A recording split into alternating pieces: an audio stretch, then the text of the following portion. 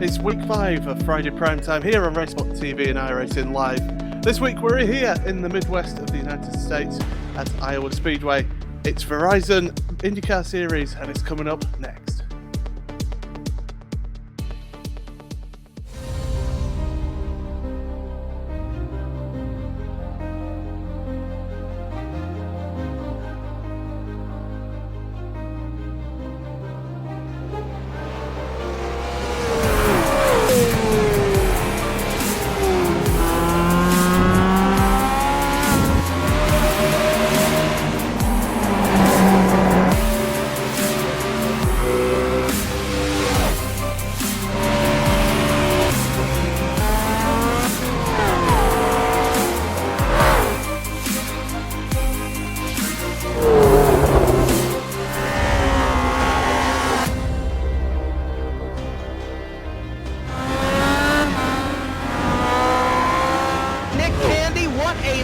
Truex in the outside, contact made, 56 slides it out of 4, who's going to be into stripe?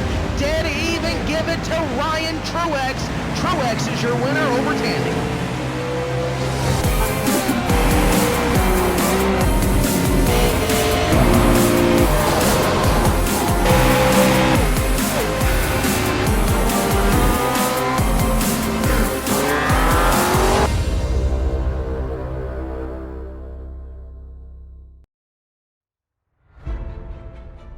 Since 2010, the highest echelon of sim racing competition has focused on NASCAR and Grand Prix racing.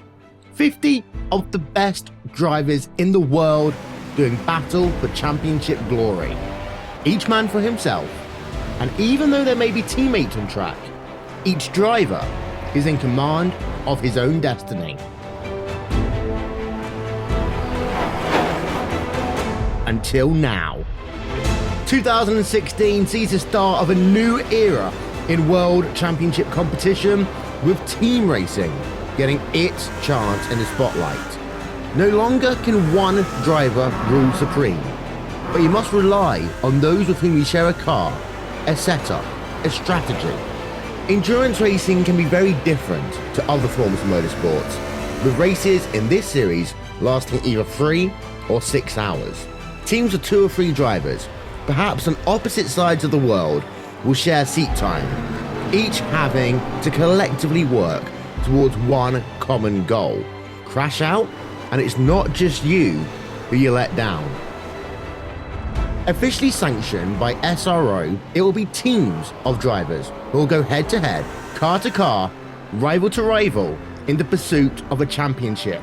And there's over $25,000 in cash and prizes up for grabs. Some of the world's biggest sim racing teams are represented. There's also a group of teams who haven't seen this stage before, who want to make their mark and say we can hang with the best. The team racing revolution is here. It's loud, it's exciting, and it lives on iRacingLive starting April 23rd.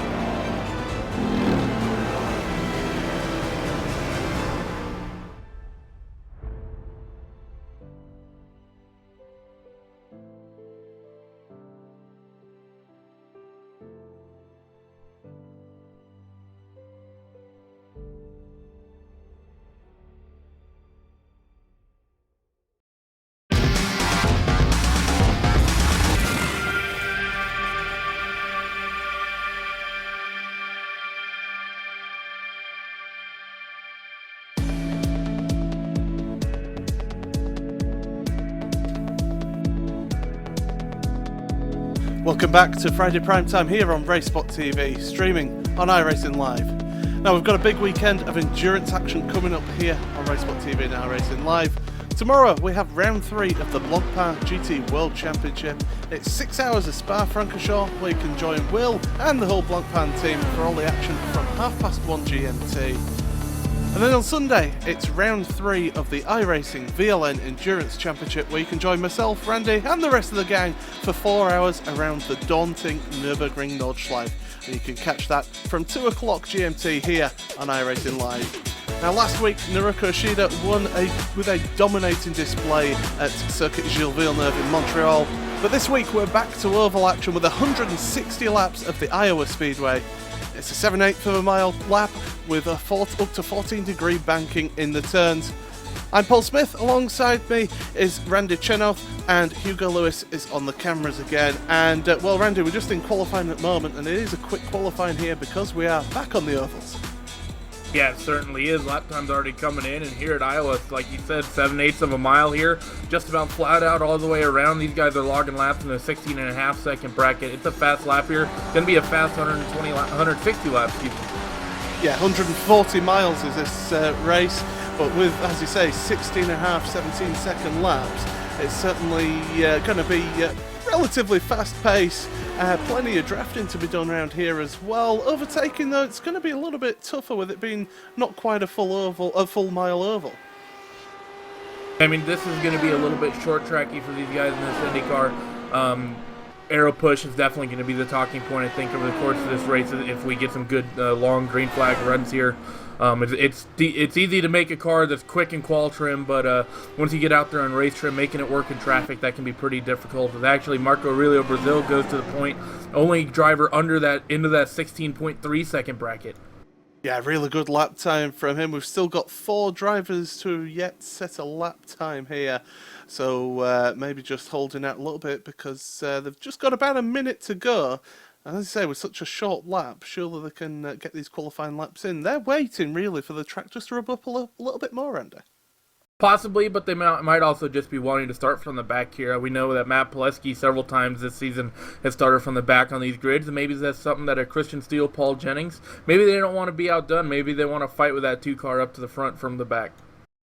Well, we'll have to wait and see. And just quickly, back on the ovals, we saw Brandon Chost win last time out. That was at Charlotte. He's not here today, so we're going to have a new winner in the ovals here on Friday primetime. Who are you thinking, looking towards in this one? I don't know, there's some fast names in there. Matt Pileski and Christian Steele, Paul Jennings, they always have fast cars. Paul Jennings actually dominated the Indy Elite Series that was here just a few weeks ago, so I think he's going to have a fast package. But other people that are competitive, Marco Aurelio Brazil is always fast, Austin Espati.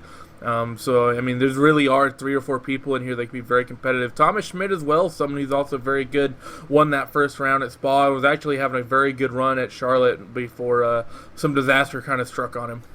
Well, Randy, if you want to just quickly take us through the grid then, 20 cars. 20 cars coming your way right now. Marco Aurelio Brazil coming home with pole, 16.325. Starting outside of him is going to be Austin Espati. Road number 2, Kevin Archok and Robert Grosser. Road 3, Belu Zoltan Vasigo and Thomas Sturm. Road number 4, Timo Isanemi and round 1 winner Thomas Schmidt. Watch for him to make his way up through the field. Road number 5, Thiago Moya and Pierre Bourdon. That rounds out your top 10. Row number 6, John Downing and Liam Quinn. Row 7, John Hill and Sasha Lamp. Christian Bug and David Henger, they're going to represent the 8th row. Now we get into our non-qualifiers here. The 9th row are 2 powerhouses, actually, Matt Pileski and Christian Steele. Watch for them to move up. Then the final row rolling off tonight was going to be Paul Jennings and Calvin Allison. And these guys just all getting ready to go off on their pace lap. Of course, full pace lap, and it's going to be a pretty quick pace lap, so not much time to get much warmth or heat into those tyres. Of course, no tyre warmers in this IndyCar, so yeah, 2 laps around here with it being a shorter oval, and certainly, Randy, it's going to be an interesting race. It's going to be interesting to see how this one turns out. Yeah, it's going to be exciting here. I think that it's going to there's going to be a lot of hair racing action here tonight. You don't get the close racing that you might get at a big high banked mile-and-a-half track like Charlotte or Texas, but the bumps here at Iowa is something that we're going to talk about over the course of this race. And like I said, a lot of short track action. Definitely going to have to talk about aero push as well. A lot of talking points that you don't get at a lot of other tracks with this short track style. And of course, we're going to be looking at fuel and tyres as well. You know, we're surely going to get some early cautions. Do you take a pit stop really if there's a really early caution, or do you just stick it out and hope that you can get maybe a yellow pit stop a little bit later in the race? going to depend on a lot, and I think how long this first run is going to be. I think we are most certainly going to see a handful of cautions tonight, just with the fact that the track is so difficult and so short. The conditions actually aren't too bad. The track is a little bit cold, so that leads me to believe that we might see some action here either very early on in the race or even just shortly after restarts. Watching those tires get back up to temperature, that's when these cars can be really, really hairy, like you said, about no tire warmers. But then again, once those tires do get up to temperature, with these conditions should be very, very grippy right now as they currently roll off halfway through the first pace lap. Yeah, up there in third place, really good qualifying for Kevin Chalk. Of course, he was one of the people who was involved in the first lap carnage that happened last week, but good to see him up there in third place in his Williams Formula 1 inspired livery from the early 90s, I believe that looks like. Yeah, good to see a bit of Williams themed paint scheme up there. Maybe representing slightly some Nigel Mansell, who very famously won the PPG Cup the same year as his Formula 1 championship. Yeah, 1993 PPG IndyCar champion was Nigel Mansell in his rookie year. I believe I was one. I wasn't. And I was 9. And of course, he came fourth in his debut Indy 500 as well. But we're going to draw our attention to this race because this pace car will be coming in very shortly, and the race will be underway in just a few seconds. These drivers already all bunching up here, trying to get the best start they possibly can get. But Marco Aurelio Brazil, who's going to lead these guys off down that first straightaway. So they're coming through turns 3 and 4, all just hanging back for the time being, waiting for that iRacing pace car to jot in into the pit lane, and he's going to go early. We've got a spinner already. Who was that? Was spinning? That was Austin Esparti, wasn't it? Other second place qualifier. We saw something similar to this happen in the Indy Elite Series just a few weeks ago. We actually had a spinner in that race on the end of the first pace lap. Someone just testing grip, and we talked about these cold conditions, knowing the fact that with these tires not having the tire warmers, it can be very, very difficult for these guys getting these wheels up and going without catching the wheel spin. Austin Esparti being a little bit too aggressive on that throttle. He goes to the back very, very early in this race, and now he needs to pray for an early caution, as right now he works into turn number 1. The rest of the field working their way into 3 and 4. Yeah, it's certainly been caught out about that. We've got side-by-side action as well. Timo Isanime going ahead of Pierre Bourdin. I think a little bit of contact further back, maybe just scraping the wall a little bit.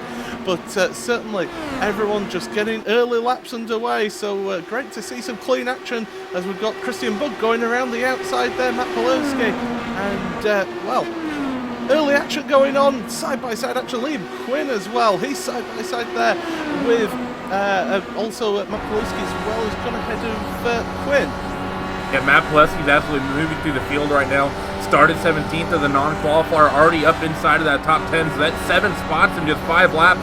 Side-by-side in the back. Who's that? That's John Downey and Christian Steele. Christian seems to have a bit of damage. We've got a spinner. As we got a yellow somewhere. I think this is coming off of turn number 2. Who is that? That was Sasha Lamp.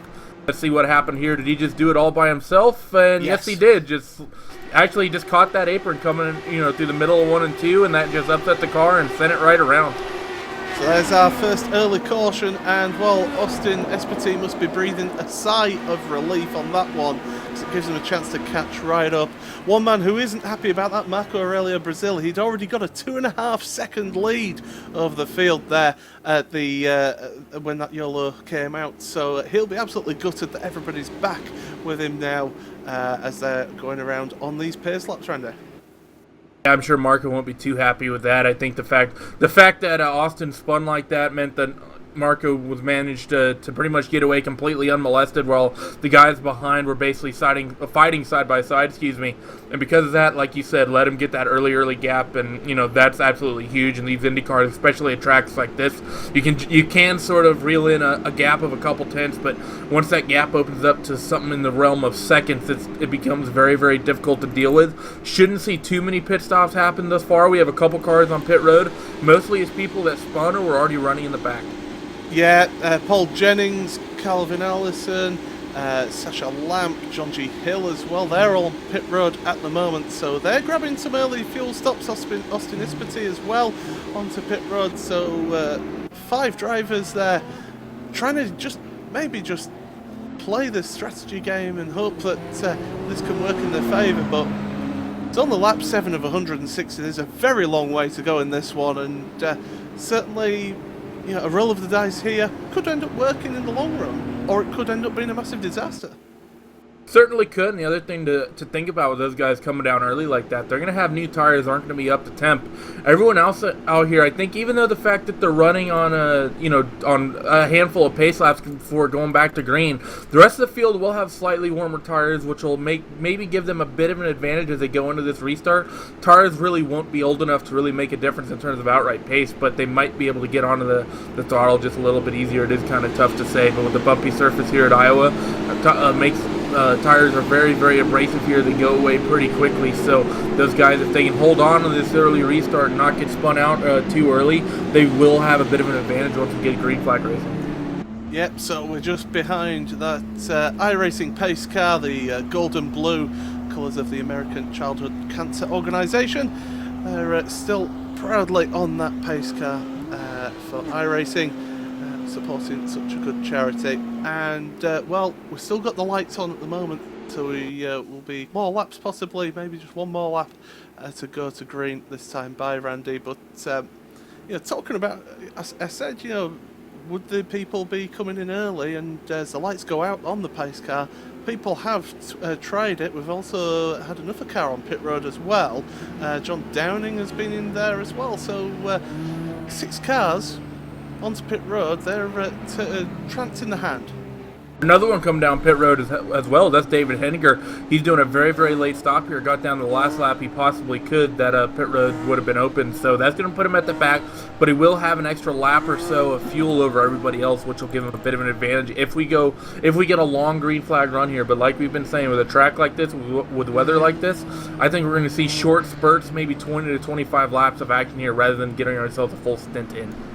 So Marco Aurelio Brazil is just backing up that pack a little bit, getting ready for the green once again as they come through 3 and 4 here, and he's gonna go now, and he's getting away well here. He's already built up a second gap over Robert Grosser across the line. They go 1.1 second between them, and look at that, Kevin Chalk.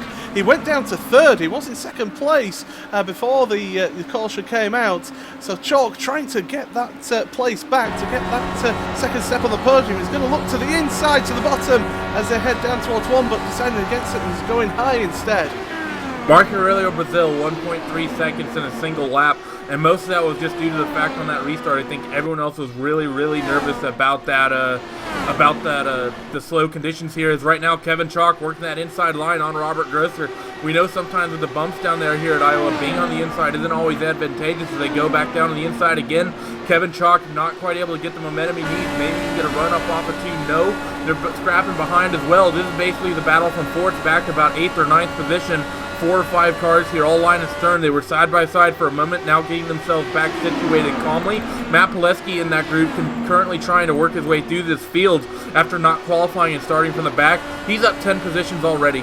Yeah, and look at Thomas Schmidt there taking the lower line there. He's trying to get past Bella Zoltan. And, well, look at this, Pileski now. He's going to come around the outside. We almost had 3 wide there as Timo Isanimi, almost went through. But there goes Pileski now up into 6th place as we've got side by side up ahead of them through 3 and 4 there. It is Bella Zoltan and Thomas Sturm. Sturm looking to try and make it past here, and here comes Pileski now. He's going to make it 3 wide possibly. No, he isn't, but he's using the draft of the car in front. It's getting very close. Up to the wall they go. That's a very daring move there, but Pileski already up to that 5th place. Splitting hairs and threading needles is Matt Pileski as he tries to aggressively work his way through this field. He's already up into the top 5, and he's going to move himself up into the 4th spot here. I think surely he just seems to have the car, and he has the pace on the rest of this field right now. I think if he had qualified, he'd be one to really, really challenge Marco Aurelio Brazil. But here, the fact that Marco is already off to about a 3-second gap, 2.5, 3-second gap here, he's going to have to work his way through these next 2 cars of Kevin Chalk and Robert Grosser, which have a bit of a gap to him. And then he's going to have to reel in Marco over the course of this run. And like we said, a 2.7 second gap already. It's going to be probably out to somewhere in the realm of 4 to 5 seconds by the time Matt gets there. Looking behind, side by side. This is Team Lyson-Emmy inside of Austin Espity. Actually might be Austin up on the outside, working his way back through this field after that very early spin. He's working the high side through turns 3, number 3 and 4. He's going to have this advantage with the momentum, going to be able to carry it down into turn number 1. He's got that job done, Paul. Yeah, Austin doing a fantastic job working his way back up, and these tyres now will be getting nice and hot, so they'll be giving all their optimal grip. And you've got the different lines showing here through the corners as Austin Espity just running a little bit wide through 3 and 4, so losing a little bit of time on Timo Isinime, but able to stay ahead for the time being. Up at the front, Marco Aurelio Brazil, 3 seconds ahead of Robert Grosso in second, who is almost a second ahead of Kevin Chalk. So Chalk struggling away. Christian Steele, he's making his way through. He's made it past Thomas Sturm now. So he is up to 6th place of Steele. So he's trying his best to work his way through this field as well. But Matt Pawlowski, the big mover here in this race so far, 17th to 4th place. Great work from him. But as I say, Steele 18th to 6th. And while Pawlowski's still got Bella Zoltan trying his best to keep with him. But it's Pawlowski who's now trying to move forward towards Kevin Chalk. Yeah, they're fighting hard right now. Pawlowski comes under attack from Bella Zoltan going into turn number 1. That's very interesting to see. I don't think Matt quite got the run he wanted. That lap was actually quite a few tenths off his usual pace. Maybe a little bit of a mistake there, as right now you see that gap stretching out through turns number 3 and 4. Side by side racing behind. Who is that? That's Austin Espity and Team Lyson-Emmy still. We know Austin has pace after that very, very strong qualifying. Put himself in 2nd place. Maybe doesn't quite have the car underneath him that can work his way through the field. He gets a run now, but there's just cars in front of him. And with that arrow hole at the cars of Thomas Sturm and Christian Bugger be pushing in front, Austin can't quite get the pace that he needs, has to lift out of it. He is able to stay in front of that car of Timo Isinime though. But and he's going to slide up, almost tags that wall. Timo has to lift out of it as well. That was very, very close there for SPT, as we're starting to see these tires all up and down through the field fall off, and we got a yellow. Yeah, so who is that's had the... Alvin Allison flipping on the backstretch. Oh yeah, so Allison on his upside down there. There's another car involved in that one as well. So we'll have to see on the replay. Well, it was one car avoiding Allison. Allison losing it himself around 3 and round 2 and around the exit of turn 2. Just that back end just kicks out into that safer barrier. He goes up and around, and who is that went off with him? Pierre Bourdon into the wall heavily. So that's going to be major damage for Bourdon there. But yeah, Allison and Bourdon, it was all by themselves. Everybody else, did they all manage to make it past there? I do believe so. So just the 2 of them involved in that one. Yeah, Pierre was going through turns number 1 and 2, and coming off of 2, he saw Calvin snap loose up into the wall there and start flipping down the backstretch. Pierre probably lifted out of it and did something to try to avoid that wreck, and because of that, Pierre ended up losing the car as well. And because of that, he just saw him go into the wall as well. Just basically 2 solo incidents there, and it's been relatively clean racing. We've seen some aggressive moves be made this far, as right now pit stops are happening. Marco Aurelio Brazil is on pit road. I think we should be seeing most of the field come down this time by. Yeah, they're all coming down here.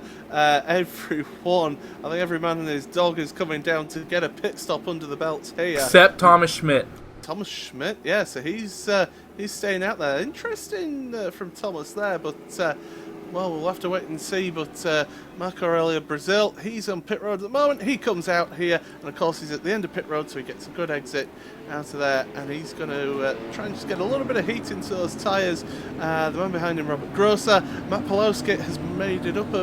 Has he? No, he hasn't. He's just dropping down a timing screen, so he's obviously getting stuck in there. In fact, he's going really slow, as Pawlowski, actually.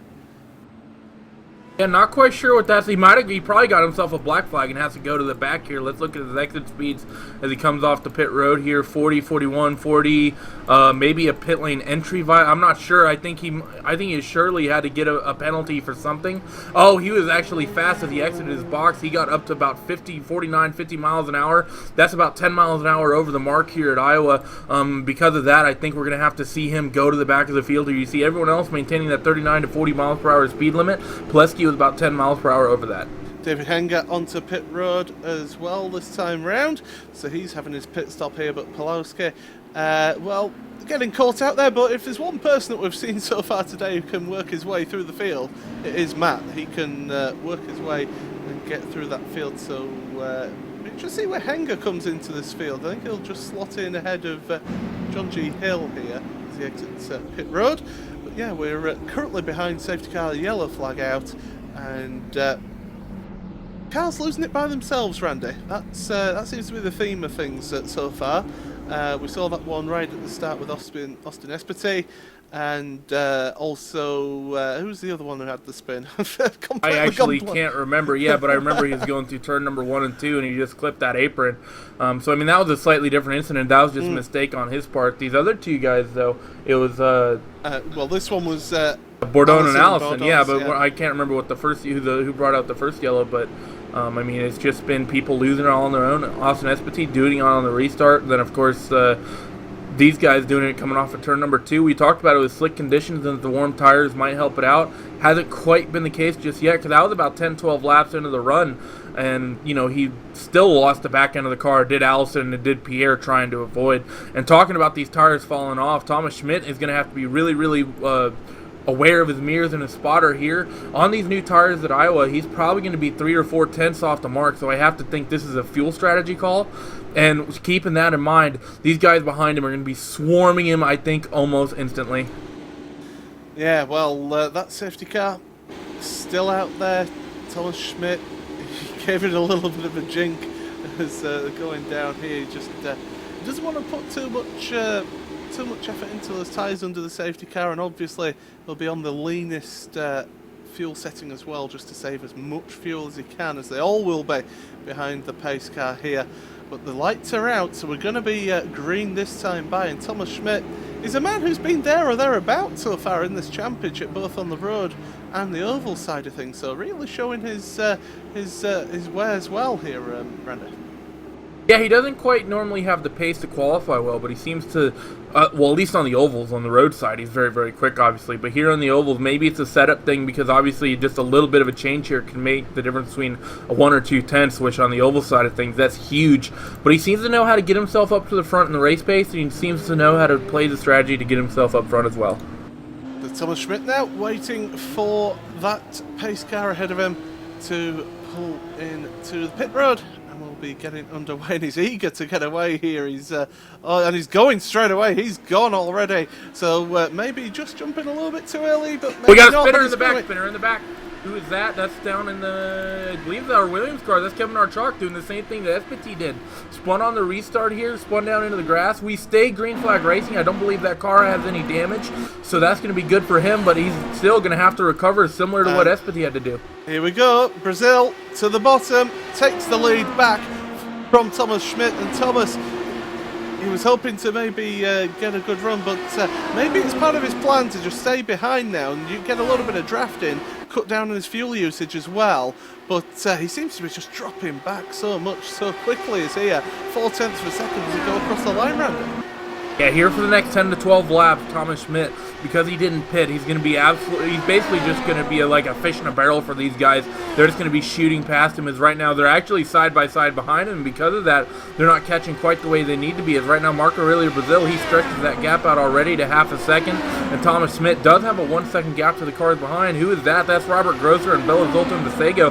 They're battling side by side in a 3 and 4, and behind Christian Bug and the inside of Christian Steele, working his way around him as well. So side by side action in the back, and that's exactly what Thomas Schmidt needs to see. If those guys calm down back there, actually I believe we might have had a little bit of contact. They're thinking about going 3 wide off of turn 2. This is Bug, Steele, and Austin Esparti going into turn number 3. This is sketchy stuff at Iowa. That is tight, and well done by all to get that done cleanly. I think Esparti saw the light there and decided to get out of that one. He's lost a place to Thomas Sturm though, but it was the battle of the Christians there, and it's Christian Steele who's made it ahead. Bella Zoltan up to 3rd place now ahead of Robert Grosser, so he's now going to try and get onto the back of Thomas Schmidt, who's already 1.4 seconds behind.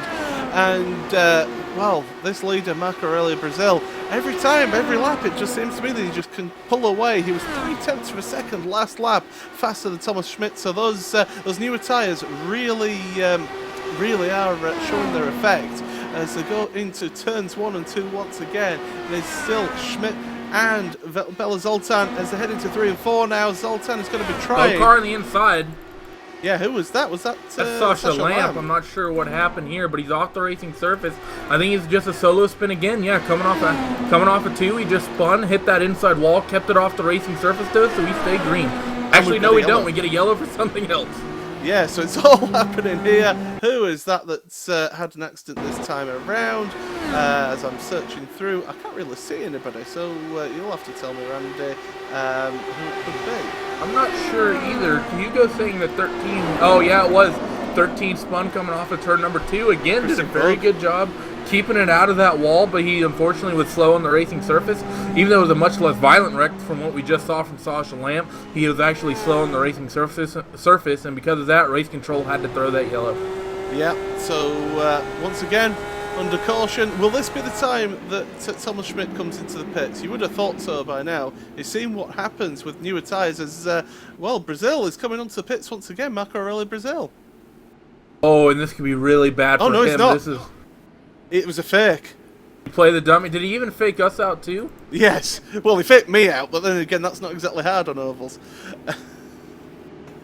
Yeah, that's just one of those times we see Kevin Archak coming down as well very wisely after that spin on the restart, doing his best Austin Espati impression. But right now, I think Marco Brazil, I think he actually wanted to pit here, but when he started turning down to that pit lane, he saw everyone else deciding not to pit.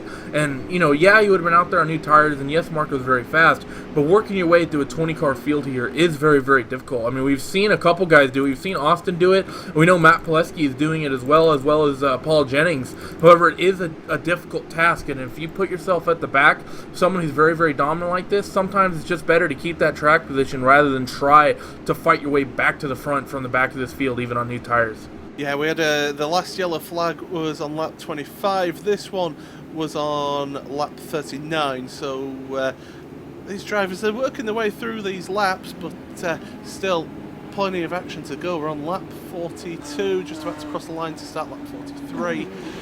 Of this race, and we'll just quickly run you through your order here. It's Marco Aurelio Brazil. In fact, have we got 5 people going onto pit road yet? In fact, let's have a look. The answer is no, everybody's staying out. Who? I have one car in the back. I'm not sure who that is.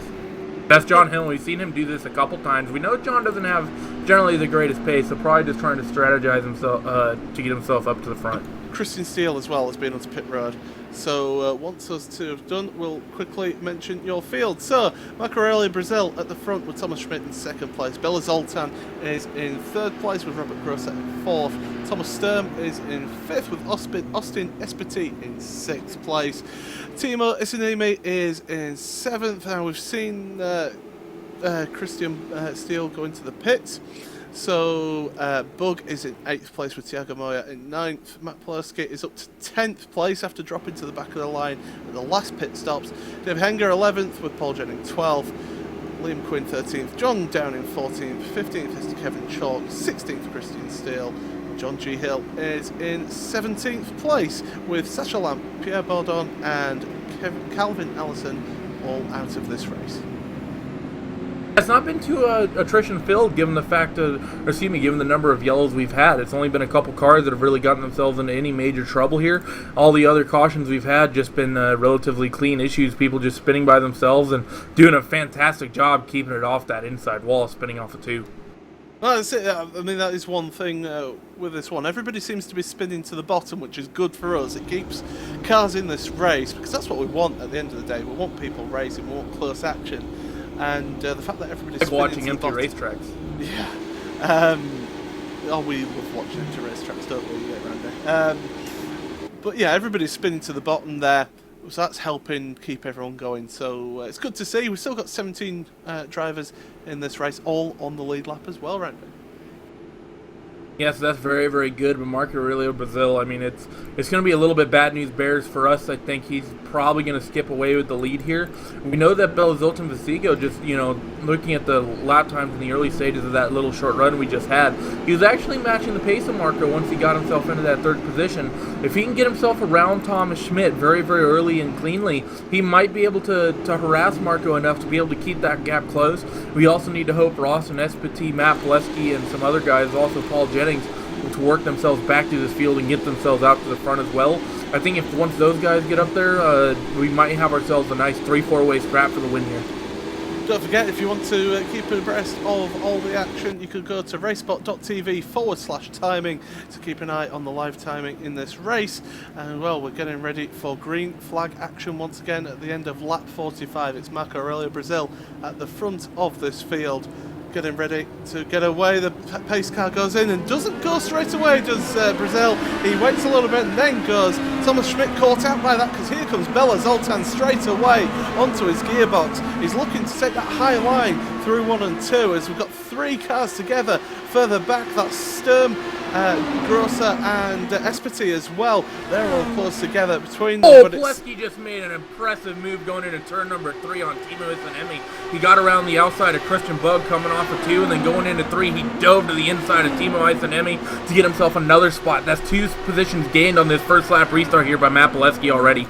Bela Zoltan up to second place here, but they're already 1.3 seconds behind, 1.4 seconds behind the race leader. So these drivers just cannot live with Marco Aurelio Brazil's pace. But look at this, the slow pace of Zoltan and Schmidt is allowing Thomas Sturm, Robert Grosser and Austin Espity to catch up to these 3, so it's now a 5-car battle here for second place, although Bela Zoltan trying to make a break away from Schmidt as here comes down the inside. It's Sturm and Grosser. For the time being, it is still Sturm who will stay ahead, but they're all battling away here, trying their best to get ahead of Thomas Schmidt as they go across the line for lap 50.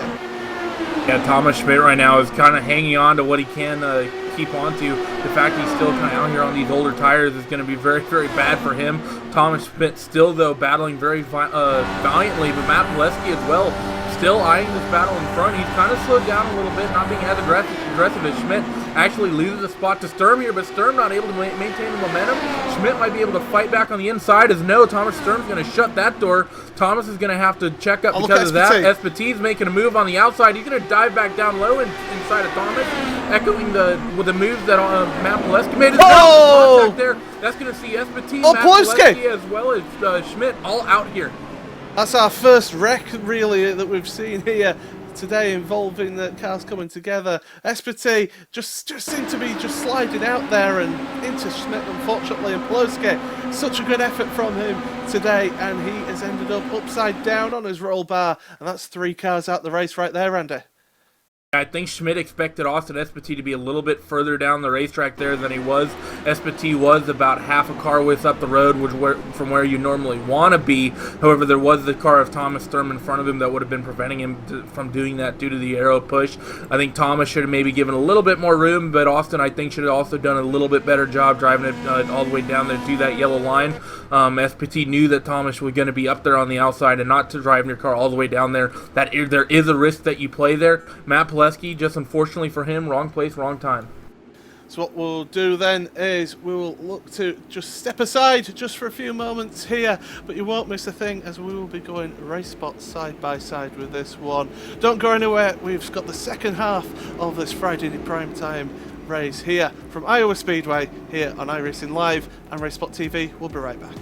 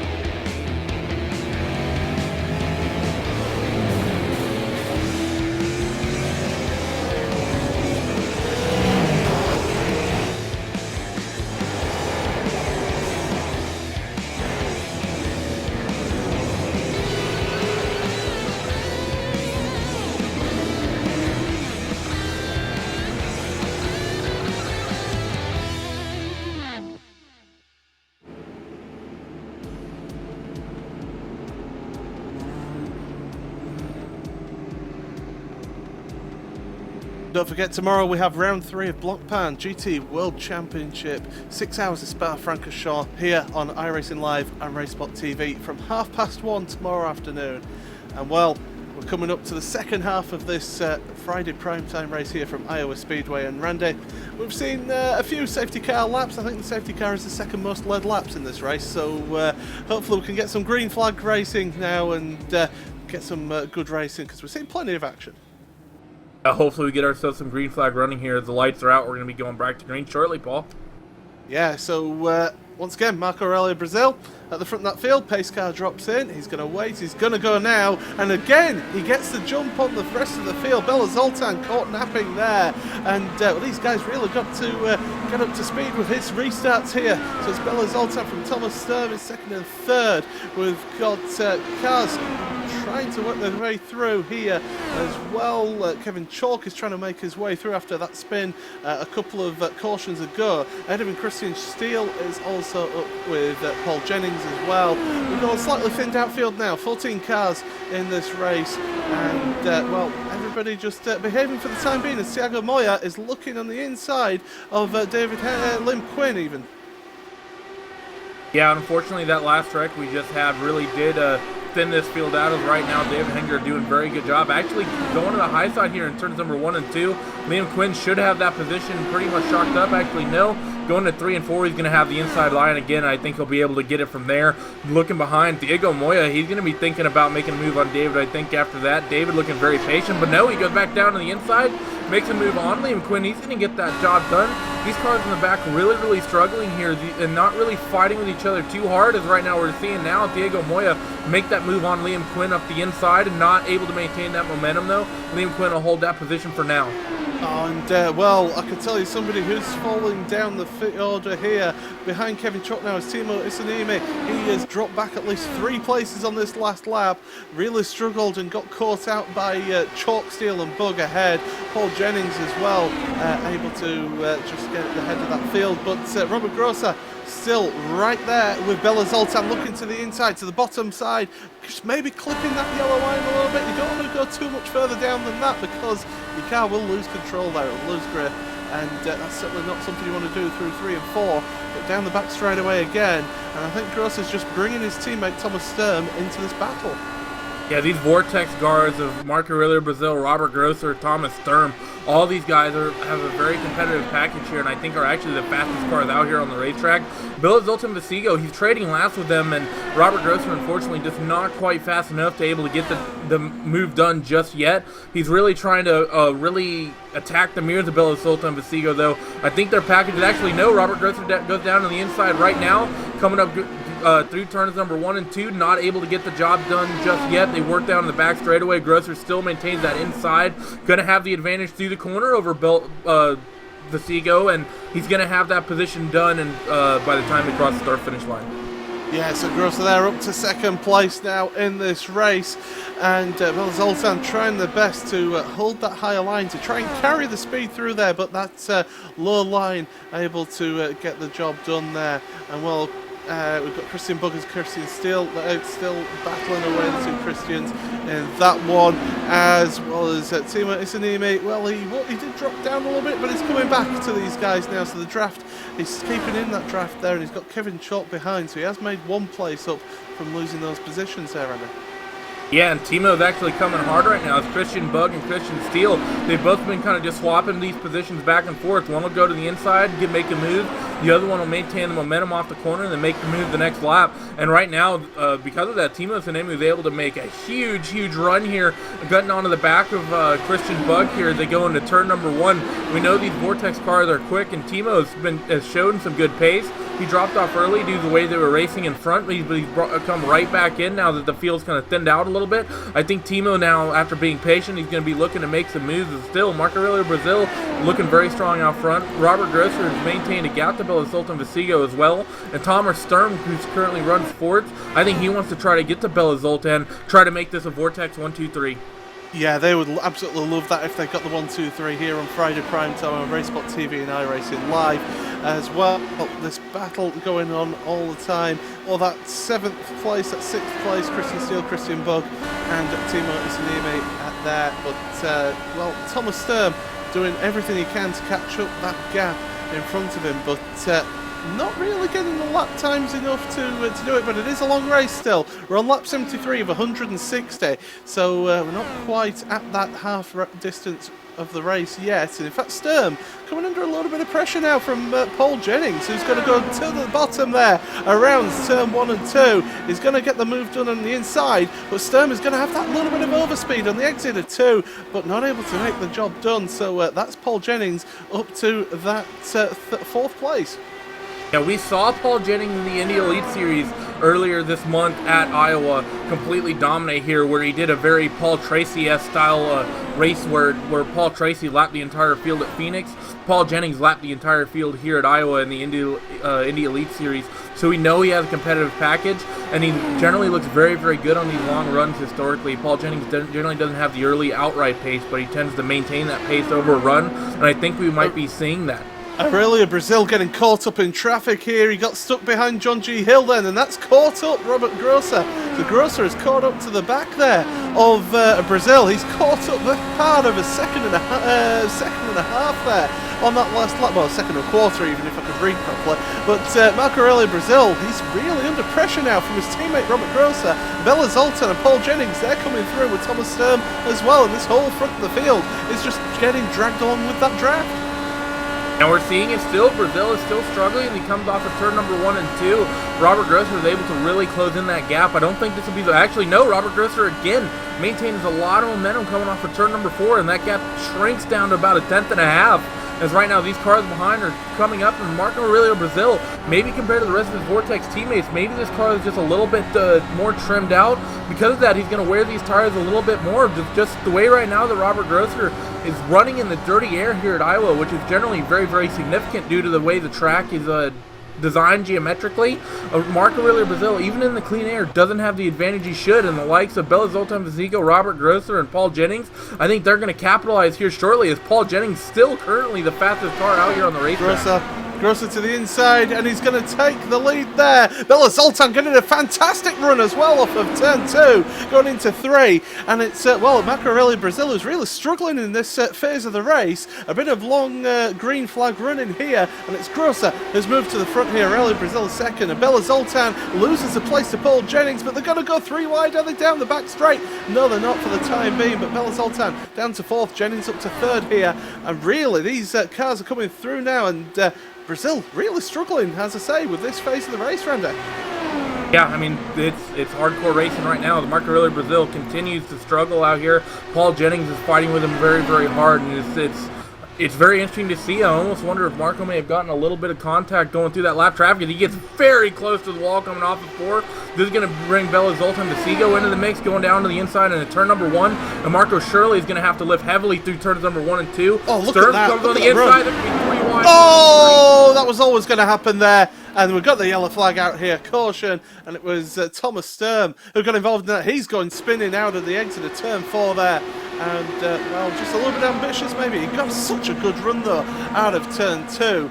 Went to the inside and just that little bit of a clip there, right there, and Bella Zoltan heavily into the wall. That's one way of defending your teammate's position, isn't it? I have to say, that was a pretty stupid and impatient move there by Thomas Sturm. Not quite sure what he was thinking. 3 wide at Iowa here with guys that all have relatively decent pace. Almost always never works out, especially when you have a teammate up on the high line trying to force that 3 wide. Thomas Sturm, I think, racing a little over his head there. Looked like me at Spa. Absolutely. We're going on to pit road here, and well, it's the field is going to come into the pit road. In fact, nobody's staying out here, and well, actually no, there is one driver, John G. Hill, is going to stay out there, but he's a lap down, so he'll probably come in on the next lap here. But yeah, everyone coming onto pit road here to serve a pit stop. Robert Grosser it was who led going onto pit road, and just how good did Robert Grosser look going through there into the lead?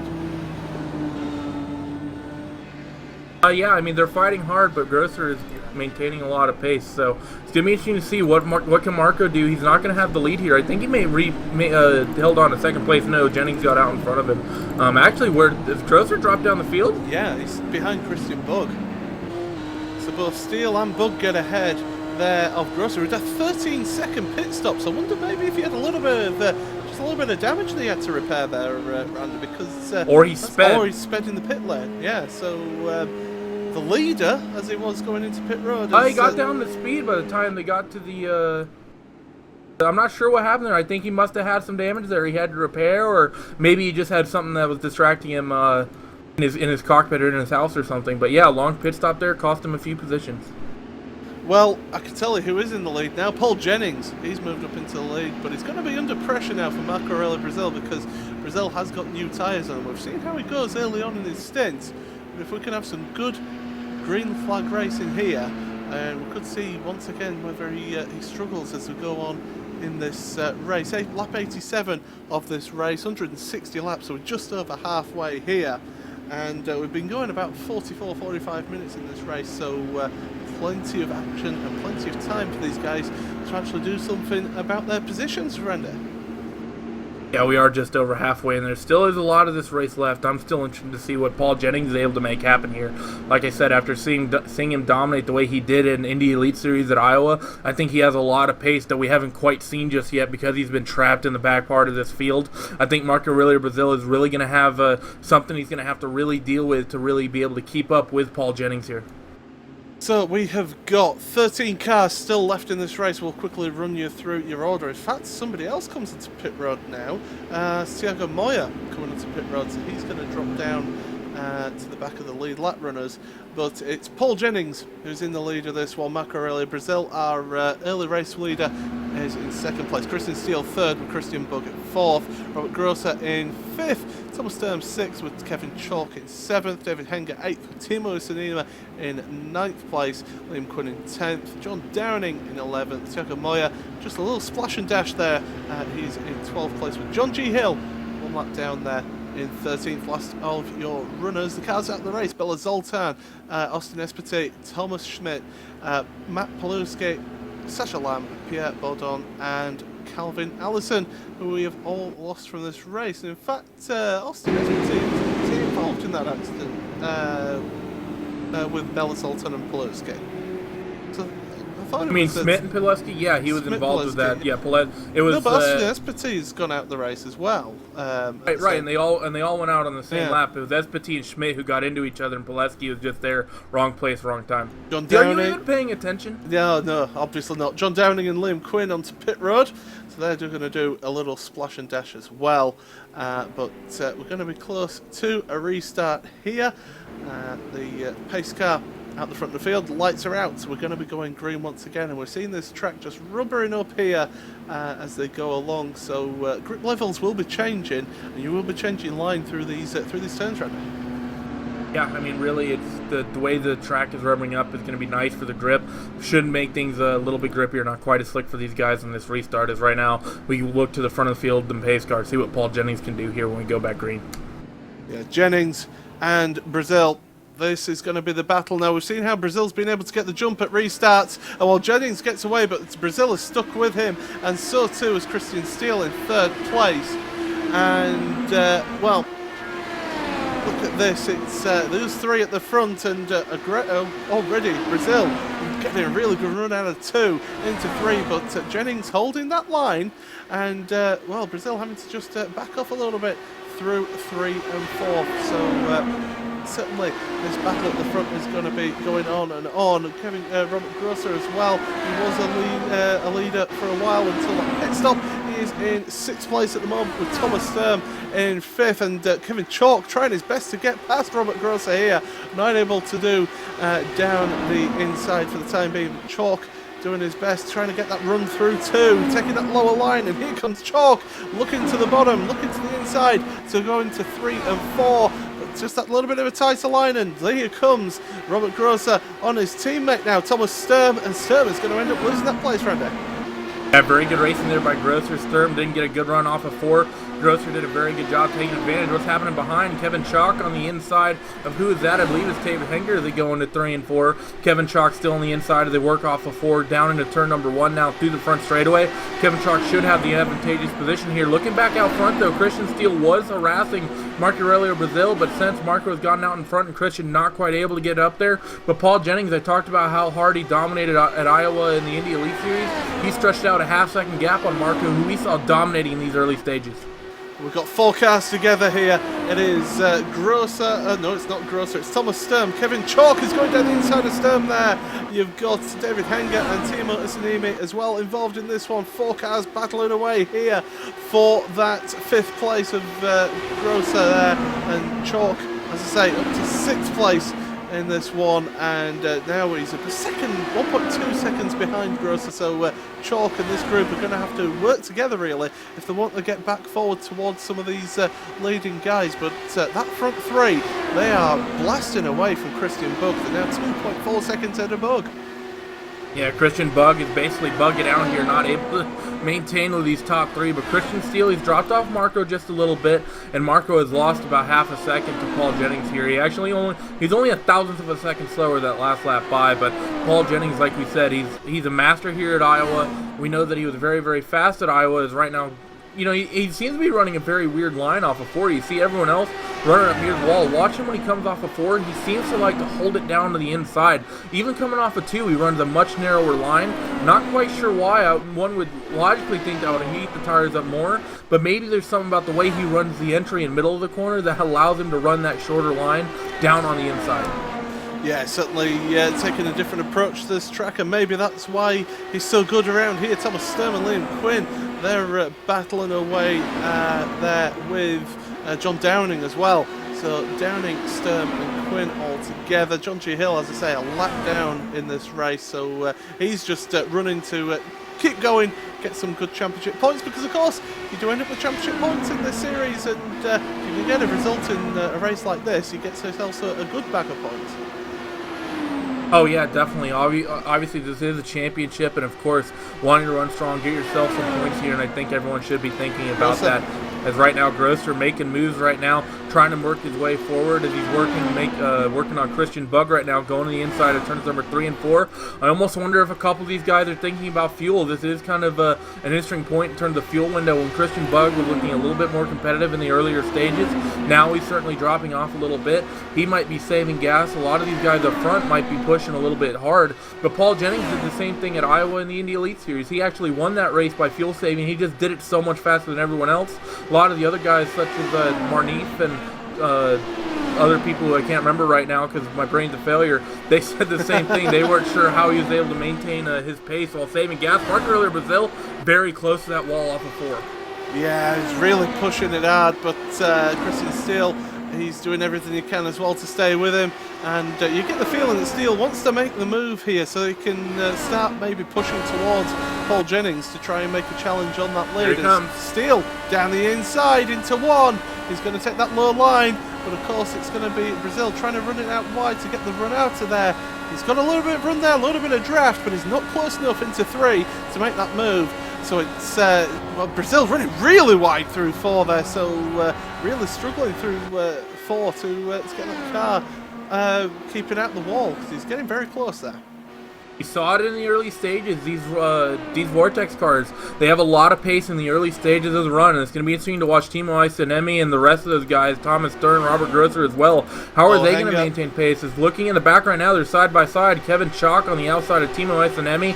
Kevin Chalk's actually going to maintain that position as David Henger right now at the tail end of that little 3-car pack. He actually got checked up a little bit through 1 and 2, not able to maintain that momentum, Paul. Well, that's it. You get such a good run, but then if you've got 2 cars battling in front of you, how difficult is it, to keep there with them? Because you ended up having to track up as Timo Isanemi looking to the inside through 1 and 2, but it's Chalk holding that outside line to keep that pace up. But still, Isanemi is there on the inside in that Vortex car, but not able to make the move work. And here comes Henger now. Great run off of 4 into 1, and Henger is going to make that place up ahead of Isanemi. If he can hold the pace off of 2, which he does, and actually Isanemi very, very close there off of turn number 2 to that wall, and we're just seeing it. All these Vortex cars that are running with people right now. Robert Grosser's coming back under attack from Christian Bug. All these cars right now that were very, very fast in the early stages, once we get 10, 15, 20 laps into this run, they start struggling bad.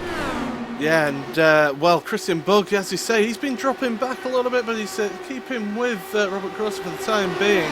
Christian Steele has been moving forward in these last few laps, and he's been closing that gap ever so gently through these laps. So we've got 49 laps remaining. We have hit over 100 laps. Got Christian Bugg just running up onto the wall there in the exit of 4. Hopefully nothing much more than just a little bit of the paint getting rubbed off the side of the tyre.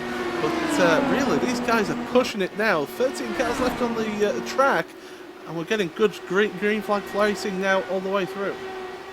Yeah, some good racing all up and down the field. Christian Steele saying just close enough to Paul Jennings to keep things interesting, and he's actually been consistently faster than Paul Jennings. So I think Christian, if Paul gets caught up in a little bit of traffic, and let's see what the front of what it looks like out in front. Well, not really a lot of traffic out there in front of Paul Jennings at the moment. Paul Jennings coming off of 2. The first lap car is currently going into turn number 3. So it's about the distance of the back straightaway right now between the leader to your first lap down car. But still, Christian been consistently faster than Paul, and I think he might be able to reel him in.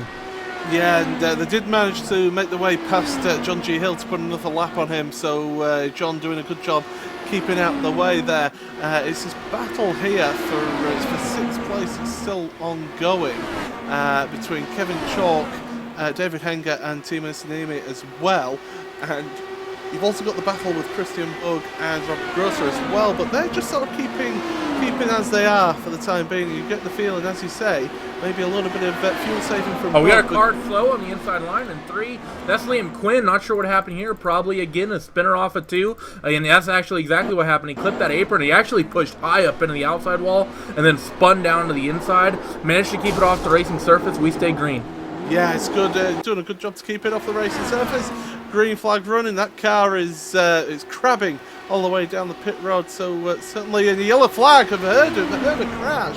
What on earth has happened? Kevin Chalk. Oh no, this is one of our battles. Kevin Chalk's. He's upside down in 4. Oh no, he did it all by himself.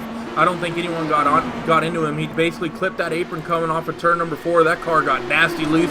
He hit that retaining wall up in turn number 4. That's put the car upside down. That's very unfortunate for Kevin Chalk, who is fighting really, really hard here.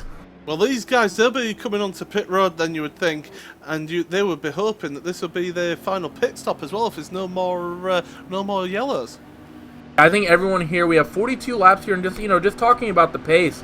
Right now, at the end of that run, Paul Jennings was running 17 flats. At the start of that run, he was running 16 sixes, 16 sevens. So losing 2 to 3 tenths, you have to basically come down pit road right now, as the distance left is basically double of that of the run we just had. So that drop-off would be even more severe. So everyone should be coming down right now. There's really no way you'd be able to maintain pace on old tires.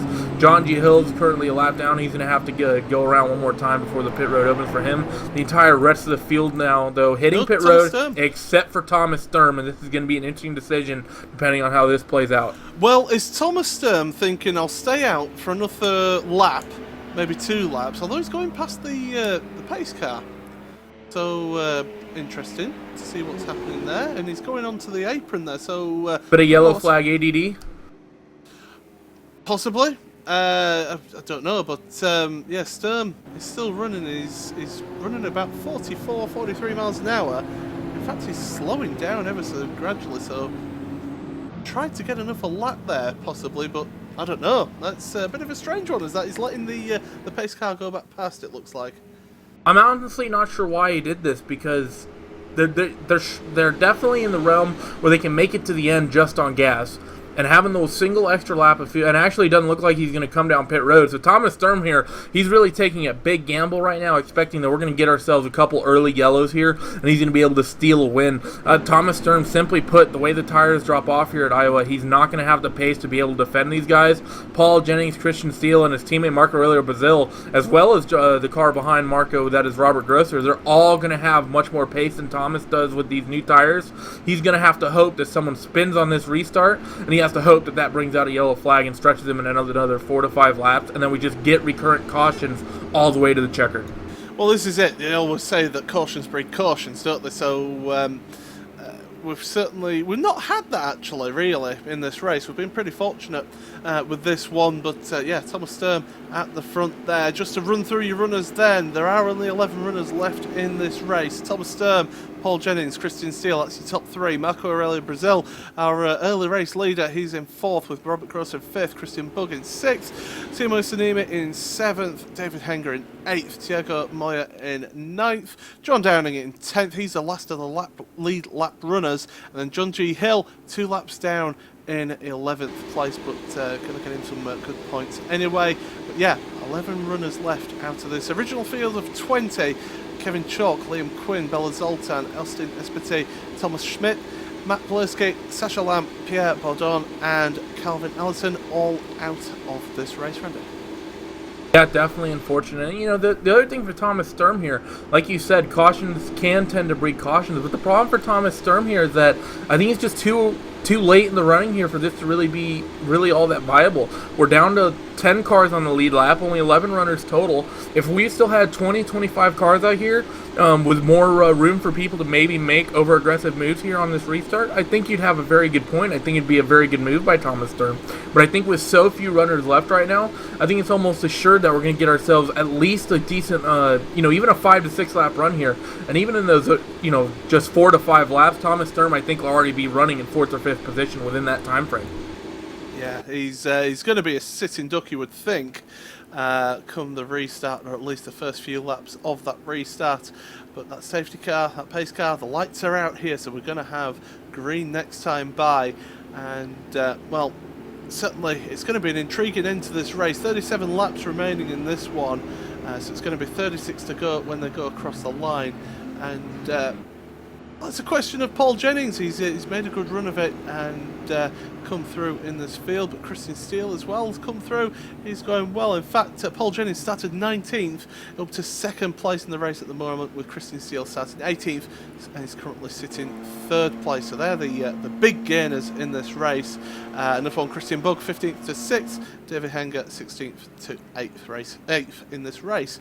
We're getting ready for the green flag to fly once again. Drivers waiting patiently for that pace car to dive off into pit road once again. And it'll be Thomas Sturm who will lead it out here for that Gecko Vortex car, and away they go then, and he's got a slight bit of a jump there on Paul Jennings, so good restart there from Sturm. Jennings getting caught out slightly, Christian Steele right behind him, and well, these cars are all on fresh tyres, as we've been mentioning, and well, it is and here they come.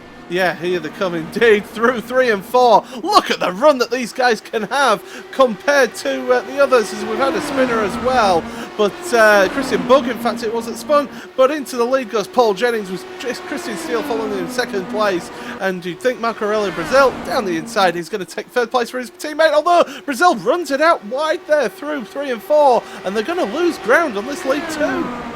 Yeah, Thomas Sturm there, I think, probably should have just let his teammate by. That really jeopardized Marco Aurelio Brazil's run coming off of turn number 2. I mean, and because of that, not quite able Marco was to be able to get a run here. And now look, it's just Paul Jennings and Christian Steele. They've kind of skipped away scot-free, whereas Marco has basically a half-second gap. He has to try to find a way to bring back in. If Paul and Christian just race smart here and don't fight too hard, I think Marco is basically going to be out of this one, although he's doing a good job already starting to reel that gap back in. But as we've seen all race long, Marco shows very impressive early race pace, but then he drops off once you hit that 10 to 15 lap mark.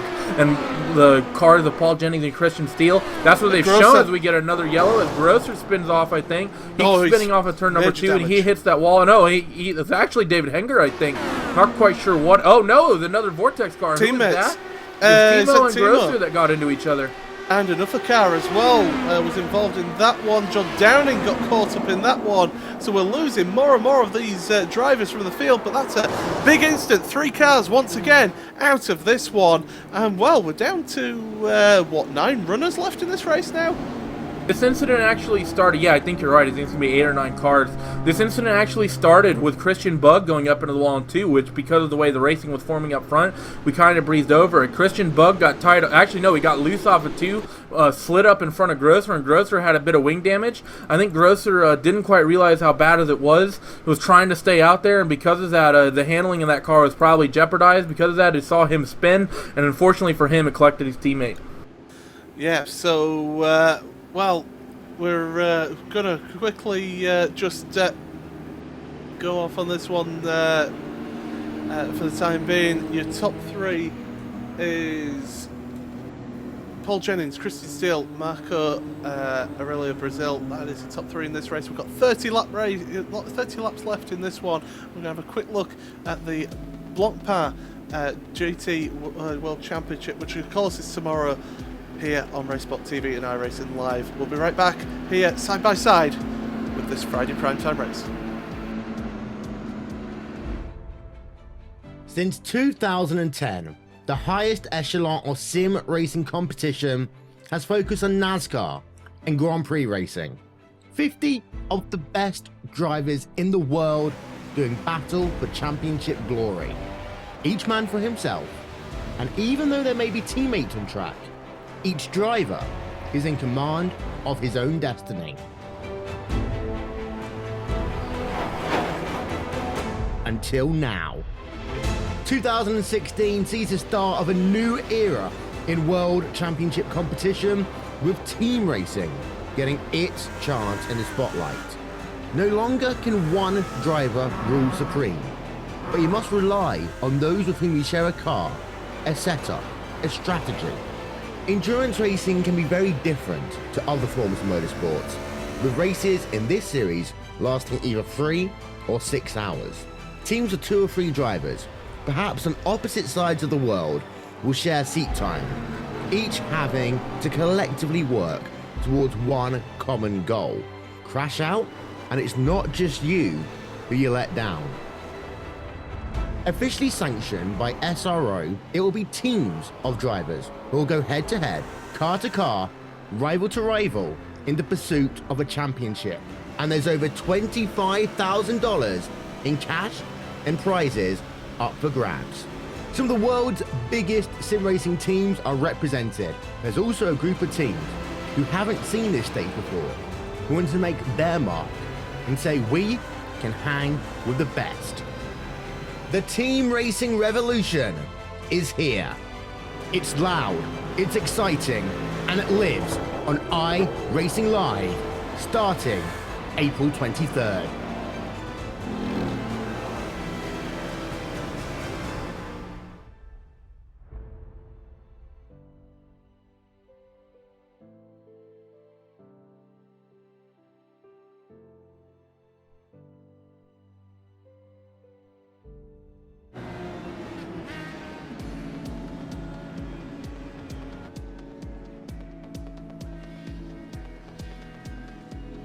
So yeah, tomorrow, live on iRacingLive and RaceSpotTV, it is the Blancpain GT World Championship from 1:30 GMT. And Randy, we've got other ways of watching this race as well.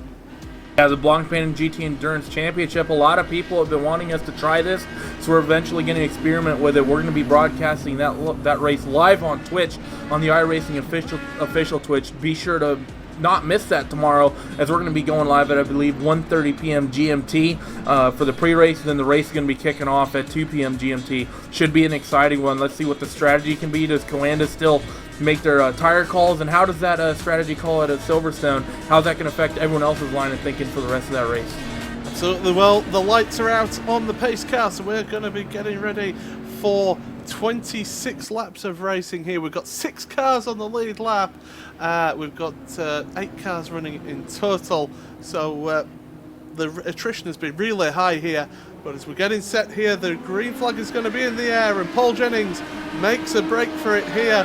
He makes a little bit of a jump on Christian Steele there. Over the line they go, and it's going to be Jennings from Steele, Aurelio Brazil, Sturm and Henger and Moyer all together. These are the guys who are going to battle it out here for the win in these last 26 laps as they go across the line. Already 25 laps remaining, Randy. Yeah, it's not really a lot of cars left, but with 25 laps here at Iowa, these laps are going to log very, very quickly. As right now, Christian Steele showing a bit of pace on Paul Jennings, really reeling in that gap to him. Paul Jennings maybe just conserving just a little bit, as Christian Steele looks low, looks high. He's going to take the high line through 1 and 2, try to get the momentum off, try to get a run down this back straightaway, and he does get a run, but I don't think it's going to be quite enough. No, it's not for the time being, but he doesn't want to go too early, really, does he? And with this one, although he is looking very racy behind Paul Jennings here, and this restart, it's been a pretty good restart here. Everyone just running well so far. Tiago Moya is in 6th place now, so Thomas Stern making it up there. Moya just running it. He's got a little bit less top speed, I think, so he's maybe got a little bit of damage because he's going to lose a bit of time to John G. Hill. But yeah, certainly this battle for the lead is going to be ongoing for a while, but I would say maybe Steele doesn't want to go a little bit too early, Randy. Yeah, Steele can't be overly aggressive. We've seen over-aggressive moves take out a half dozen or so very competitive cars thus far, and because of that, I think Christian Steele very smartly just sitting behind Paul Jennings and just sort of hanging out there in 2nd place. No real point in being over-aggressive. He knows he has Marco Aurelio Brazil, who's going to end up burning up his stuff and is going to drop off here probably within the next handful of laps. We're within 20 to go to this point, though, and Christian Steele, I think, even though he wants to be patient, he's going to have to make a move if an opportunity arises. He may not get a second chance. Yeah, he's certainly going to be thinking about, right, when am I going to make that move? When will I make that push? And he's certainly looking to be gaining on Jennings there, just at the exit of 3 and 4 then. And again, slowly gaining that ground, and he's getting a little bit closer and closer to Jennings, so we could be moving towards that move going very soon. But these 3 drivers, they've already managed to drop David Hanger, Thomas Sturm, and Tiago Moya is really struggling for top speed, so Moya has certainly got damage on his car. The leaders are coming up to him very, very quickly. Yeah, so this could be involving and could mean that they're going to get involved there, but very good work from Moya to keep out the leader's way. He's doing a fantastic job there, so we've got 5 cars on the lead lap now, and Steele getting closer and closer here, Randy. And Diego, I think he's going to be a factor, I think, 1 or 2 more times at least. The leaders are lapping 3 seconds per lap quicker than him, and especially with these other cars that are going to be coming by Diego, you know that he's the way that he just raced with the leaders, he's probably going to be very sportsmanlike with them as well. That's going to slow him down even more. Paul Jennings and Christian Steele and even Marco Aurelio Brazil, they might be able to have something happen with that slower lap car of Diego Moya running so far off the pace. And we're seeing that Vortex car dropping back there at Brazil. He is now a second behind Steele. So these front 2, they've made that move. They've made their way. And we've got a yellow flag. Tiago Moya, there he is, who, well, he's been trying his best to keep out the way and just lost it all on his own into 3. Yeah, going through turns number 1 and 2. We've seen that a couple times, haven't we, Paul? Cars spinning off at 2. Oh yeah, even 1 and 2, yeah, it'd be good if I could count. There's only 4 corners and yet I got it wrong. But yeah, losing that car through 1 and 2 and into that wall, I think that will be Moya's day done. Although he's still running, but certainly a bit of damage on that car. Yeah, definitely unfortunate for him. And I can't remember, Paul, last yellow, did everybody pit or not? That's a very good question. We're busy talking about adverts. Well, now, Marco Aurelio Brazil. Oh, this could get really, really interesting here. Paul Jennings decides to not come down the pit road. The rest of your top 5, however, the rest of your runners, they all came down pit road. I think it'd be very smart of Paul Jennings here to come by this next time and actually just take the new tires. I think he'd be in a worse position not being on the new rubber than being on the new rubber in 5th place. Granted, he was running very, very good pace. What was his pace out there in front? He was running 16.6s. So maybe I think Paul Jennings might just be okay here to make it to the end. It's only going to be a 10 or so lap run. It's going to be interesting to see what happens because the rest of this field, though, being on, well, the rest of the 4 cars, rather, being on these new tires, they might have a pretty big advantage on him here. It's kind of a damned if you do, damned if you don't. If you pit and the rest of the field doesn't, suddenly you're at the last car in line on the lead lap. If you don't pit and everyone else does, suddenly you're the only car out there on old tires. So very, very tough decision for Paul Jennings there. I think he might have made the right one. Well, this is it. It's going to be an end-of-race shootout here between these cars because this time about there's going to be 12 laps remaining. We've got a few laps under the pace car as well. So if he looks after his tyres, if he lets his tyres just cool down a little bit, that'll help preserve them. So certainly Jennings going to have to do his best to keep ahead, but see the pace that he's got a good opportunity here. But Christian Steele, Thomas Sturm, David Hanger, Marco Aurelio Brazil, all on new tyres in this one, so plenty of chances for those guys to hound Jennings towards the end of this race. As I say, 12 laps remaining. Yeah, and, you know, some other things to talk about, you know, Paul Jennings, one of the only cars out there that's been able to get into the 16.6s. Actually, the only two cars who have run laps in the 16.6s that I'm aware of are Paul Jennings and Christian Steele, who run 1 and 2. And Paul Jennings was doing it on the set of tires that he has right now. So the fact that he was able to maintain that pace, I think Paul Jennings is in a very good position here. I think maintaining this track position was a good choice. I think for the guys that are running 2nd, 3rd, 4th, 5th, I think pitting for them was a good choice, because really with only 5 cars on the lead lap, what do you have to really lose? Aurelio Brazil is another man who's run a 16.6 in this race, so certainly of the guys that are still running, those are the 3 that have done those lap times. And well, 11 remaining in this race, and that pace car at the front of the field, the lights are still on, so we're going to have another couple of laps here behind that pace car. And well, it's a good opportunity just to quickly remind us of what happened. And well, there's been a lot happen in this race, Randy. We've seen quite a few cars losing it through turns 1 and 2 in this race, and it seems to be a feature of this one, maybe just the bumps catching people out in this one. I think it's a combination of the bumps and just the relatively cold nature of the track. And really, this is a very difficult circuit. It is really, really easy, especially in these cars. You know, in a big NASCAR stock car, it'll kind of just, with all its weight, kind of just roll over the bumps, and yeah, you'll be slow, but you generally won't get caught out too much. Here in an IndyCar, when you're going through these corners probably 40 to 50 miles per hour quicker, those little bumps make a pretty, and not to mention the fact the car sits so much lower and it is much more stiffly sprung, those bumps do make a much bigger difference than they would in a big American style stock car. As the lights on the pace car are out, we're going to be going green with 9 laps to go. Yeah, 9-lap shootout for this race, and we've also seen a couple of big wrecks as well. We saw the Austin Espity, Matt Pelowski and Thomas Smith accident.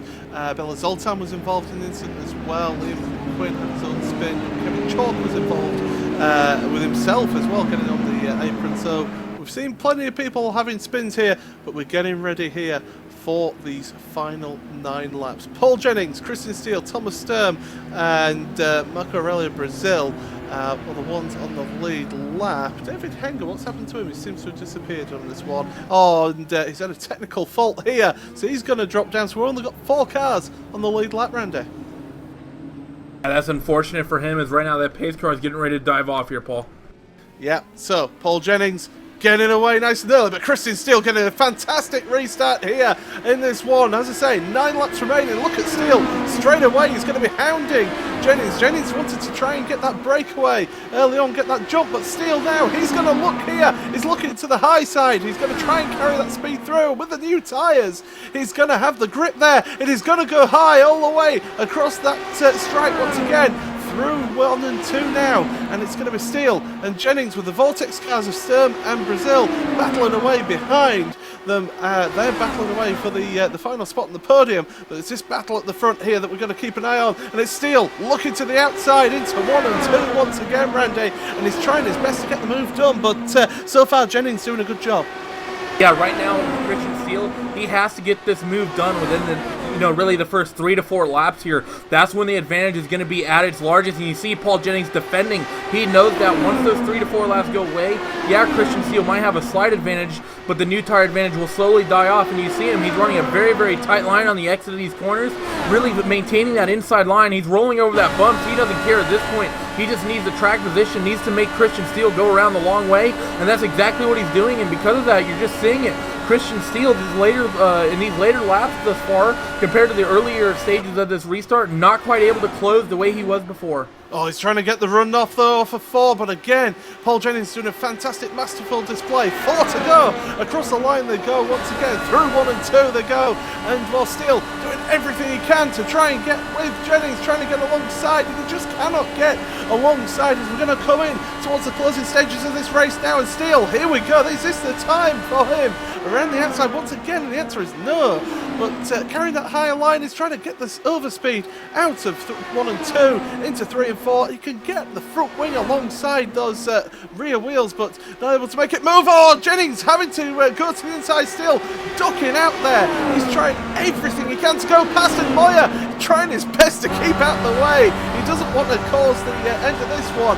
2 to go here. We're going to have the white flag this time by. Will Jennings be able to hold on to this one? Steele doing everything he can. He's got a fantastic run through 3 and 4 there, but again, Jennings doing a great job to hold that lower line, that inside line. Now we're going into the final 2 turns of this race. Steele doing everything he can in his power. He's not going to quite make it, and we're going to go across the line here, and it's going to be Jennings who wins this one from Steele. Brazil finishes in 3rd with Sturm in 4th.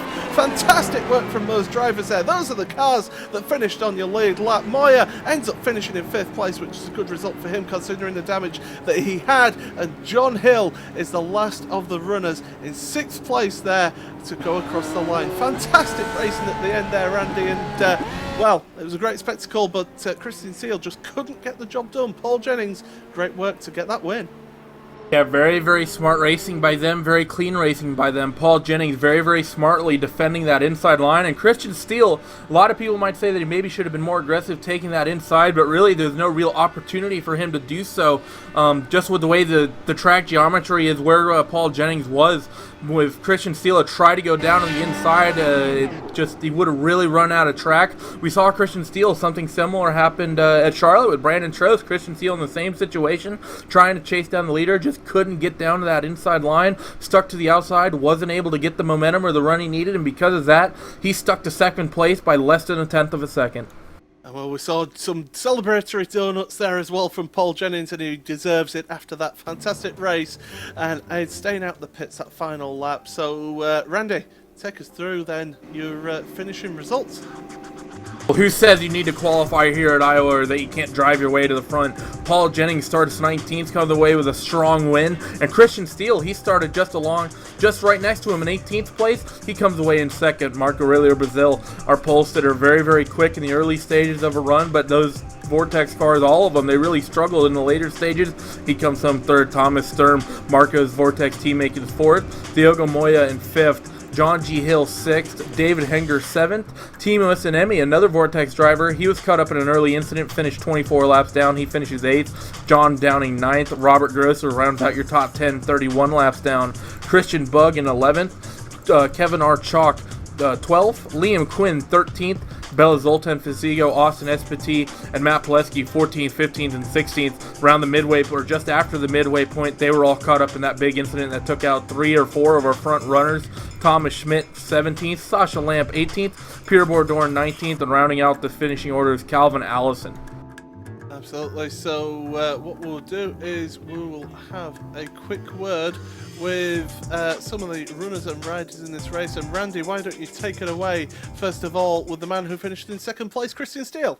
Mr. Christian Steele, it happened again. You are the 2nd place finisher here on the 2nd oval of the season. It's happened to you at Charlotte on Brandon Trost. You kind of got stuck on that high line, couldn't get down low to make a move done.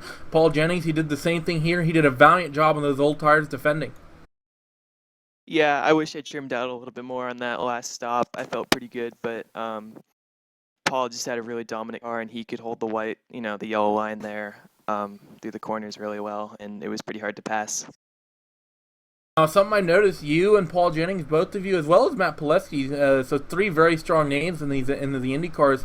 3 of you guys all deciding to not qualify. You rolled off of Pileski in 17th, you in 18th, Jennings in 19th, and you all were working your way to the front before Matt, of course, got caught up in that incident, and then you and Paul, of course, finishing 1 and 2. What's the strategy call there? Is there a bit of strategy starting in the back, or is it just a bit of YOLO? It was a bit of a YOLO for Matt. I know Paul likes to do that. I know he likes to start from the back, but for me, I qualified and I just spun off of 4. I just had too much weight jacker on the car and it just got loose. And I spun, and it started my 2nd lap and it ruined my 1st one. So that was it for me.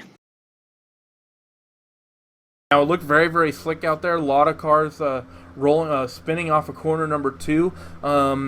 Actually, only a couple spinning off of 4. We actually had a couple cars spin on the restarts. How slick was it out there tonight in the car? It was pretty slick. I mean, it was really tough to actually get on the low line and pass somebody. I made a ton of my moves on the outside line because the person on the bottom, especially in 3 and 4, they just couldn't hold it down there. It really required you to be on top of it, and And if you just hold onto the throttle a bit too much, you're going to be in the wall. Of course, next week I believe we're going back to one of the road courses. I'm actually not sure what the schedule is. Are you going to be there, or are you going to be just concentrating on the next oval? It's Phillip Island, and I love all tracks like that are really long and have that kind of fast flow to them, so I'll definitely be around. All right, so that'll be good. Christian, any shout-outs? Anyone you want to thank? Yeah, I'd like to thank Banshee ROX Racing and Jeff Drake for spotting for me tonight. There's Christian Steele, Paul, your second-place finisher, and I believe you're standing alongside with our winner, Mr. Paul Jennings.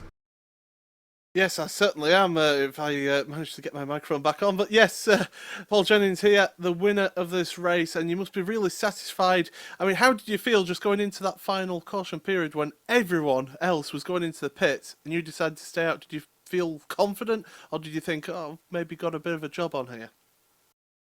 Well, when that caution come out, I was really nervous because I knew they was going to do whatever I didn't. If I went, they was probably going to stay out, and when I stayed out, I knew they'd come in, and I decided to stay out, even though I knew they were coming in, because I had confidence in my setup and that I still had enough good left in the tires, and good as the setup was, I felt I could hold the bottom and hold them off. I knew Christian would be quick on the fresher tires, but I felt like if I'd done my job, I could hold on to the lead there, and fortunately I did.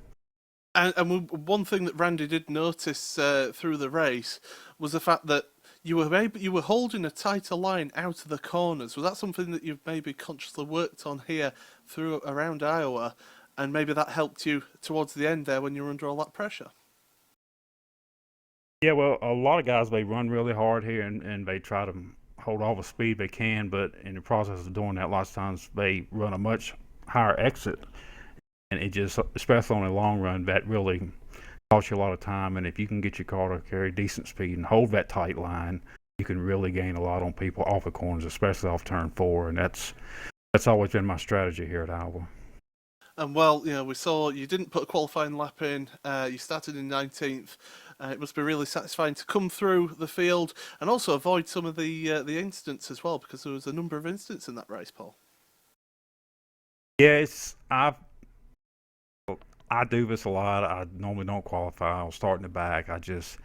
Normally there's some really close racing and some incidents up front, and I've been caught up in some of those when I've qualified up front, and I've just took the strategy of just starting the back, take my time, let things settle down, thin out a little, and then start to make my move towards the front. And just finally, just anyone you want to give a quick mention to before you head off? Yeah, I mean, I'm not really on any team. I'm an independent driver, but the guys at Team Velocidad helped me with a little setup work. So I'd really like to thank Adam Dock, who runs Team Velocidad, and all the guys on the team over there for all their help this season. Well, congratulations anyway on the win here. You seem to be a true master around here. Well, thanks. I really love these short ovals, so I love when Iowa and all these short ovals come up on the schedule. So it was a great day. Well, look forward to seeing you again. Thanks a lot, Paul. Thank you. And, well, Randy, you can speak to the third place man then, Marco Brazil. Hi, boys. Hey, Marco. It was a very strong run for you guys tonight in Vortex. You had a lot of strong cars. Some I noticed, though, those Vortex cars, they seem very strong in the early goings. They seem to struggle in the later stages of a run, though. How was it from your perspective?